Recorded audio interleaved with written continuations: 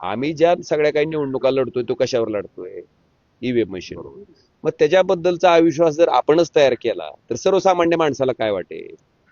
माझी स्वतःची अशी भूमिका आहे की ईव्हीएम मध्ये गोळ होत नाही ह्याच्यासाठी मी 2-3 गोष्टी चेक करायला सांगितल्यात ना कार्यकर्त्यांना, की ज्यावेळेस सकाळी तुमचे मॉक पोल होणार आहेत, तुम्हाला 50 मतं टाकून दाखवणार आहेत निवडणूक जे तुमचे केंद्राध्यक्ष आहेत ते, की 50 मतं टाकलेले संबंधित चिन्हाला गेलीत का नाहीत, ते जर चेक केलं आणि त्याच्यानंतर रिसेट करून जर मशीन लॉक केली तर त्यात कसं काय बदल होऊ शकतो? माझा साधा प्रश्न.